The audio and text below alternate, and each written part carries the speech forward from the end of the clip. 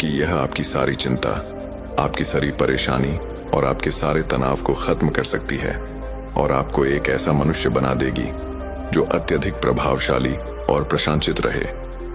घने, शांत और रहस्यमयी वन के बीचों बीच एक भव्य आश्रम था। उसी स्थान में गौतम बुद्ध अपने शिष्यों के साथ विराजमान थे। सभी शिष्य एक वृत्त में बैठे थे। उनके चेहरे शांत और ध्यानमग्न थे। ऐसा लग रहा था मानो वे केवल शब्द नहीं बल्कि सत्य को ग्रहण करने के लिए बैठे हों। बुद्ध ने अपनी आंखें खोली। उनके चेहरे पर एक अद्भुत शांति थी। उन्होंने चारों ओर देखा और फिर बोलना आरंभ किया। मनुष्य इस संसार में अनेक प्रकार के अस्त्र शस्त्र बनाता है, लेकिन वह भूल जाता है कि उसके पास सबसे शक्तिशाली अस्त्र पहले से ही मौजूद है, और वह है उसके शब्द। शिष्य ध्यान से सुन रहे थे। बुद्ध ने आगे कहा, तलवार केवल शरीर को घायल कर सकती है, लेकिन शब्द आत्मा को घायल कर सकते हैं। तलवार का घाव समय के साथ भर जाता है, लेकिन शब्दों का घाव जीवन भर व्यक्ति के भीतर दर्द देता रहता है। एक शिष्य ने हाथ जोड़कर पूछा, भगवान, यदि शब्द इतने शक्तिशाली हैं, तो हमें उनका उपयोग कैसे करना चाहिए? बुद्ध मुस्कुराए। शब्दों का उपयोग वैसा ही होना चाहिए जैसे कोई माली अपने बगीचे की देखभाल करता है। यदि वह सही समय पर पानी देता है, पौधों को संवारता है, तो बगीचा सुंदर बनता है। लेकिन यदि वह लापरवाही करता है तो वही बगीचा उजड़ जाता है। उन्होंने थोड़ी देर रुककर फिर कहा, ठीक वैसे ही यदि तुम सही समय पर सही इरादे से सही शब्दों का प्रयोग करते हो तो तुम अपने जीवन को सुंदर बना सकते हो। लेकिन यदि तुम बिना सोचे समझे बोलते हो तो तुम अपने ही जीवन को नष्ट कर देते हो। शिष्य गहराई से इन बातों को समझने का प्रयास कर रहे थे। तभी बुद्ध ने एक और महत्वपूर्ण बात कही, दुनिया में सबसे खतरनाक हथियार शब्द ही है। ये बिना खून बहाए किसी को भीतर से तोड़ सकते हैं। एक कटु वचन किसी के आत्मविश्वास को चूर कर सकता है और एक मधुर वचन किसी के जीवन को संवार सकता है। वातावरण पूरी तरह गंभीर हो चुका था। उसी समय आश्रम के बाहर से घोड़ों की टापों की आवाज आई। सभी का ध्यान उधर गया। कुछ ही क्षणों में एक राजकुमार वहां पहुंचा। उसके वस्त्र अत्यंत सुंदर थे, आभूषण चमक रहे थे, लेकिन उसके चेहरे पर गहरी थकान और चिंता स्पष्ट दिखाई दे रही थी। वह धीरे धीरे आगे बढ़ा और बुद्ध के चरणों में झुक गया। भगवान, उसने कहा, मैं बहुत परेशान हूं। बुद्ध ने उसकी ओर देखा, लेकिन कुछ नहीं बोले। उन्होंने संकेत किया कि वह अपनी बात कहे। राजकुमार बोला, मेरे पास सब कुछ है, धन है, महल है, सेवक हैं, सम्मान है, लेकिन फिर भी मेरा मन अशांत रहता है। मैं हर समय थका हुआ और चिंतित महसूस करता हूं। रात को नींद नहीं आती और दिन में मन कहीं नहीं लगता। उसकी आवाज में दर्द साफ झलक रहा था। मैंने हर प्रकार के सुख भोगे हैं, वह आगे बोला, लेकिन फिर भी मुझे संतोष नहीं मिलता। मैं समझ नहीं पा रहा कि मेरे जीवन में कमी कहां है। आश्रम में सन्नाटा छा गया। बुद्ध ने कुछ क्षणों तक उसकी ओर देखा, जैसे वे उसके भीतर झांक रहे हों। फिर उन्होंने धीरे से कहा, तुम्हारी समस्या तुम्हारे बाहर नहीं, तुम्हारे भीतर है। राजकुमार चौंक गया। भीतर? लेकिन मेरे भीतर तो केवल बेचैनी है। बुद्ध ने कहा, वही बेचैनी तुम्हारे सभी दुखों का कारण है। तुम अपने मन के दास बन गए हो। राजकुमार कुछ समझ नहीं पाया। उसने विनम्रता से कहा, भगवान, कृपया मुझे मार्ग दिखाइए। तभी बुद्ध ने अपने एक प्रिय शिष्य की ओर संकेत किया। आनंद। आनंद एक शांत और गहरे ज्ञान वाले भिक्षु थे। उनका स्वभाव अत्यंत सरल था और उनकी आंखों में करुणा झलकती थी। बुद्ध ने कहा, आनंद तुम्हारी सहायता करेंगे। राजकुमार ने आनंद को प्रणाम किया और उनके साथ चल पड़ा। आश्रम से थोड़ा दूर जंगल के एक शांत कोने में आनंद का निवास था। वहां कोई शोर नहीं था, केवल प्रकृति की मधुर ध्वनियां थीं। आनंद ने राजकुमार को बैठने के लिए कहा, तुम्हारी समस्या क्या है, विस्तार से बताओ, उन्होंने शांत स्वर में कहा। राजकुमार ने गहरी सांस ली और अपनी कहानी सुनानी शुरू की। गुरुवर, मैं दिन भर लोगों से घिरा रहता हूं। दरबार में चर्चा, महल में बातें, मित्रों के साथ संवाद। मैं हर समय बोलता ही रहता हूं। कभी किसी की प्रशंसा करता हूं, कभी किसी की आलोचना। कभी व्यर्थ की बातें करता हूं, कभी विवाद में उलझ जाता हूं।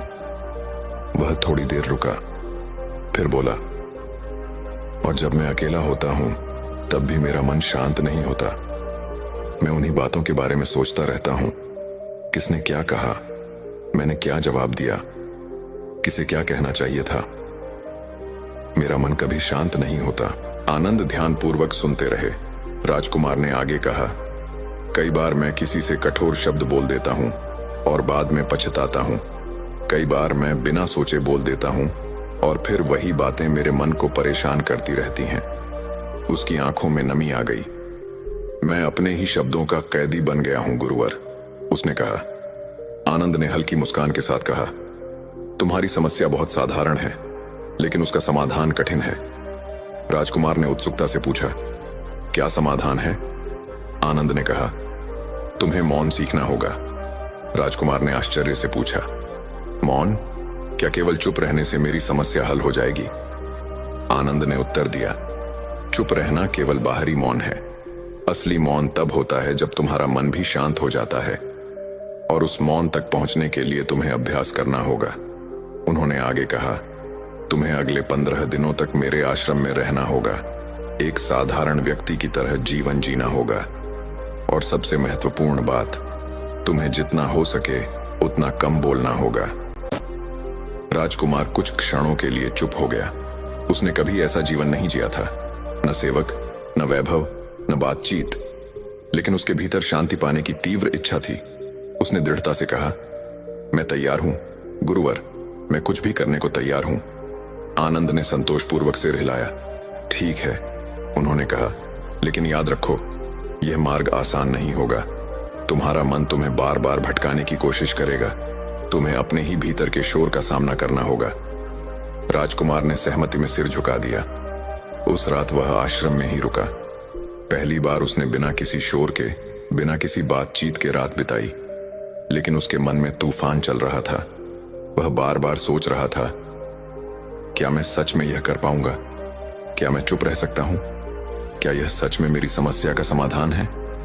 उसके भीतर संदेह भी था, डर भी था, और एक नई शुरुआत की उम्मीद भी। धीरे धीरे रात गहरी होती गई। वन में सन्नाटा छा गया, लेकिन उस सन्नाटे के बीच एक नई यात्रा शुरू हो चुकी थी। एक ऐसी यात्रा जो बाहर की दुनिया से नहीं, बल्कि भीतर की दुनिया से जुड़ी थी। राजकुमार को अभी यह नहीं पता था कि यह मौन ही उसे उसकी असली पहचान तक पहुंचाने वाला है, और यहीं से उसकी जिंदगी बदलने वाली थी। मौन की पहली परीक्षा और भीतर का तूफान। अगली सुबह जब सूरज की पहली किरणें वन के ऊंचे वृक्षों के बीच से छनकर आश्रम की भूमि पर पड़ी, तो वातावरण में एक नई ताजगी घुल गई। पक्षियों की मधुर आवाजें जैसे एक नए दिन का स्वागत कर रही थीं। लेकिन इस सुंदर और शांत वातावरण के बीच राजकुमार के भीतर एक अलग ही उथल पुथल चल रही थी। बाहर सब कुछ शांत था, पर उसके भीतर विचारों का तूफान उमड़ रहा था। रात उसने किसी तरह काटी थी। वह कई बार करवट बदलता रहा, कभी आंखें बंद करता, कभी खोल देता। जैसे ही वह सोने की कोशिश करता, उसके मन में पुराने संवाद, पुराने विवाद और लोगों के चेहरे घूमने लगते। किसी ने उसे अपमानित किया था, किसी से उसने कठोर शब्द कहे थे, किसी के साथ व्यर्थ की बहस की थी। सब कुछ जैसे एक चलचित्र की तरह उसके सामने बार बार चल रहा था। उसे पहली बार एहसास हुआ कि उसका मन कभी भी शांत नहीं रहता था। बस वह हमेशा बाहर के शोर में अपने भीतर के शोर को दबाकर रखता था। सुबह आनंद के आश्रम में दिनचर्या शुरू हुई। सभी भिक्षु अपने अपने कार्यों में लग गए। कोई जल लाने गया, कोई लकड़ी इकट्ठा कर रहा था, कोई भोजन की तैयारी में लगा था। राजकुमार को भी एक साधारण कार्य दिया गया, आश्रम के पास बहने वाली छोटी नदी से पानी लाना। यह काम उसके लिए नया था। उसके जीवन में उसने कभी अपने हाथों से ऐसा कोई कार्य नहीं किया था। पहले दिन ही उसे अपने राजसी जीवन और इस साधारण जीवन के बीच का अंतर महसूस हुआ। लेकिन उसने बिना कुछ कहे चुपचाप मटका उठाया और नदी की ओर चल पड़ा। रास्ते में चलते हुए उसका मन बार बार उसे उकसा रहा था, तुम कौन हो और ये क्या कर रहे हो? तुम एक राजकुमार हो, तुम्हें ये सब करने की क्या जरूरत है? लेकिन उसने इन विचारों को नजरअंदाज करने की कोशिश की और आगे बढ़ता रहा। जब वह नदी के पास पहुंचा तो उसने देखा कि पानी बहुत शांत तरीके से बह रहा है। उसने मटका भरने के लिए झुका, लेकिन जैसे ही उसने पानी में अपना चेहरा देखा, वह कुछ क्षणों के लिए ठहर गया। पानी में उसका प्रतिबिंब दिखाई दे रहा था, एक थका हुआ चेहरा जिसकी आंखों में बेचैनी भरी हुई थी। उसे खुद से एक अजीब सा सवाल हुआ, क्या यह मैं हूं, या यह वही व्यक्ति है जो हमेशा दूसरों को खुश करने और खुद को साबित करने में लगा रहता था। वह कुछ देर तक वहीं बैठा रहा, बिना कुछ बोले, बिना कुछ सोचे, या यूं कहें कि वह सोचने से बचने की कोशिश कर रहा था। वह मटका भरकर वापस लौटा। रास्ते में कुछ भिक्षु आपस में धीमे स्वर में बातें कर रहे थे। एक पल के लिए उसका मन हुआ कि वह भी उनके साथ बात करे, कुछ बोले, अपने मन की बात साझा करे, लेकिन उसे आनंद की बात याद आई। जितना हो सके उतना कम बोलना। उसने अपने होंठ बंद रखे और आगे बढ़ गया। दिन का पहला आधा भाग जैसे तैसे बीत गया, लेकिन जैसे जैसे समय आगे बढ़ा उसका मन और बेचैन होने लगा। उसे महसूस हो रहा था कि वह जैसे किसी कैद में है, एक ऐसी कैद जहां वह अपने ही शब्दों से वंचित है।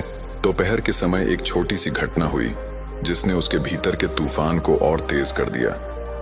एक भिक्षु ने अनजाने में उसके पास रखा हुआ भोजन का पात्र गिरा दिया। सारा भोजन जमीन पर बिखर गया। राजकुमार के भीतर अचानक गुस्से की एक लहर उठी। उसका मन चिल्लाने लगा, तुम्हें दिखाई नहीं देता? ये क्या किया तुमने? उसके होंठ हिले, लेकिन आवाज बाहर नहीं आई। उसने खुद को रोक लिया। वह कुछ क्षणों तक वहीं खड़ा रहा। उसका चेहरा लाल हो गया था, मुट्ठियां भींची हुई थीं, लेकिन उसने कुछ नहीं कहा। उसने झुककर चुपचाप भोजन उठाना शुरू किया। भिक्षु ने उसकी ओर देखा और धीरे से मुस्कुराया, जैसे उसे समझ में आ गया हो कि राजकुमार अपने भीतर कितनी बड़ी लड़ाई लड़ रहा है। उस क्षण राजकुमार को पहली बार एहसास हुआ कि गुस्से को व्यक्त करना आसान है, लेकिन उसे रोकना कठिन है। और जब उसने अपने गुस्से को रोका तो कुछ देर बाद वह अपने आप शांत हो गया। यह उसके लिए एक नया अनुभव था। शाम होते होते वह बहुत थक चुका था, शरीर से नहीं बल्कि अपने मन से। पूरे दिन उसने अपने विचारों को रोकने, अपने शब्दों को दबाने की कोशिश की थी। वह एक पेड़ के नीचे जाकर बैठ गया। उसने आंखें बंद की, लेकिन इस बार उसने विचारों को रोकने की कोशिश नहीं की। उसने उन्हें आने दिया। विचार आते रहे, जाते रहे। धीरे धीरे उसे महसूस हुआ कि उसके विचारों की गति कम होने लगी है, जैसे कोई तेज बहती नदी धीरे धीरे शांत हो रही हो। उसी समय आनंद उसके पास आए। उन्होंने कुछ नहीं कहा, बस उसके पास बैठ गए। कुछ देर दोनों के बीच पूर्ण मौन रहा। फिर आनंद ने धीरे से कहा, कैसा अनुभव हो रहा है? राजकुमार ने कुछ क्षणों के बाद उत्तर दिया, गुरुवर, यह बहुत कठिन है। मेरा मन मानो मेरे नियंत्रण में ही नहीं है। मैं जितना उसे शांत करने की कोशिश करता हूं, वह उतना ही ज्यादा उथल पुथल मचाता है। आनंद ने मुस्कुराते हुए कहा, यह स्वाभाविक है। जब तुम वर्षों से अपने मन को बिना नियंत्रण के छोड़ देते हो तो वह अचानक शांत नहीं होता। वह विरोध करता है, भागता है, चिल्लाता है। लेकिन यदि तुम धैर्य रखो तो वही मन तुम्हारा सबसे बड़ा मित्र बन सकता है। उन्होंने आगे कहा, मौन केवल बाहर का नहीं होता, भीतर का भी होता है। रात फिर से आ गई, लेकिन इस बार कुछ अलग था। वह पहले की तरह बेचैन नहीं था। हाँ, उसके मन में अभी भी विचार थे, लेकिन उनकी तीव्रता कम हो गई थी। उसने आसमान की ओर देखा। अनगिनत तारे चमक रहे थे। उसे लगा, इतनी शांति हमेशा से यहां थी, बस मैंने कभी ध्यान नहीं दिया। दूसरा दिन बीत गया। तीसरे दिन उसकी परीक्षा और कठिन हो गई। उसका एक पुराना मित्र जो उसे ढूंढते हुए वहां तक पहुंच गया था, अचानक आश्रम में आया। उसने राजकुमार को देखा और जोर से पुकारा, मित्र, तुम यहां क्या कर रहे हो? राजकुमार का मन खुशी से भर गया। वह दौड़कर उससे मिलना चाहता था, उससे बातें करना चाहता था, अपने मन की सारी बातें बताना चाहता था, लेकिन उसने खुद को रोका। उसने केवल मुस्कुराकर उसे देखा, लेकिन कुछ नहीं कहा। मित्र को अजीब लगा। उसने बार बार उससे बात करने की कोशिश की, लेकिन राजकुमार चुप रहा। कुछ देर बाद मित्र नाराज होकर चला गया। राजकुमार के मन में एक दर्द उठा। क्या मैंने सही किया? वह दुविधा में पड़ गया। लेकिन शाम को जब वह शांत होकर बैठा तो उसे एहसास हुआ, मैंने पहली बार अपने निर्णय को निभाया है, बिना दूसरों के प्रभाव में आए। यह उसके आत्मविश्वास की पहली सीढ़ी थी। दिन बीतते गए, हर दिन एक नई परीक्षा, एक नया संघर्ष और एक नई सीख लेकर आता। धीरे धीरे राजकुमार को समझ आने लगा कि मौन केवल शब्दों का त्याग नहीं है, बल्कि यह अपने भीतर की यात्रा की शुरुआत है। वह अब हर छोटी चीज को महसूस करने लगा था। हवा की ठंडक, पत्तों की सरसराहट, पानी की ध्वनि और सबसे महत्वपूर्ण, अपने भीतर की आवाज। अब उसका मन धीरे धीरे शांत होने लगा था। वह पहले जैसा नहीं रहा था, लेकिन उसकी यात्रा अभी पूरी नहीं हुई थी, क्योंकि असली परिवर्तन अभी बाकी था। मौन की गहराई और आत्मबोध की शुरुआत। वन के उस शांत आश्रम में अब कई दिन बीत चुके थे और समय के साथ राजकुमार के भीतर भी एक अद्भुत परिवर्तन धीरे धीरे आकार लेने लगा था। पहले जहां हर क्षण उसके मन में विचारों का तूफान उमड़ता रहता था, वहीं अब वह तूफान कुछ धीमा पड़ने लगा था। लेकिन यह शांति अचानक नहीं आई थी, बल्कि हर दिन एक संघर्ष, एक परीक्षा और एक गहरे अनुभव से गुजरते हुए वह इस अवस्था तक पहुंचा था। मौन की यह साधना केवल बाहरी चुप्पी नहीं थी, बल्कि यह उसके भीतर छिपे उस शोर से सामना करने की प्रक्रिया थी जिसे वह वर्षों से अनदेखा करता आया था। अब वह उस शोर को सुन रहा था, उसे समझ रहा था और धीरे धीरे उससे परे जाने की कोशिश कर रहा था। एक सुबह जब वह नदी के किनारे बैठा था, सूरज की पहली किरणें जल की सतह पर चमक रही थीं और हवा में हल्की ठंडक थी। तब उसने अपने भीतर एक नई अनुभूति को जन्म लेते हुए महसूस किया। पहले वह प्रकृति को केवल देखता था, लेकिन अब वह उसे महसूस करने लगा था। पानी की हर लहर, हवा की हर सरसराहट, पक्षियों की हर ध्वनि उसके भीतर उतर रही थी। उसे ऐसा लग रहा था मानो वह पहली बार वास्तव में जी रहा हो। उसके भीतर एक गहरी स्थिरता आने लगी थी जो शब्दों से परे थी, लेकिन यह शांति स्थायी नहीं थी। उसी दिन दोपहर को एक ऐसी घटना घटी जिसने उसके भीतर छिपे अहंकार को फिर से जगाने की कोशिश की।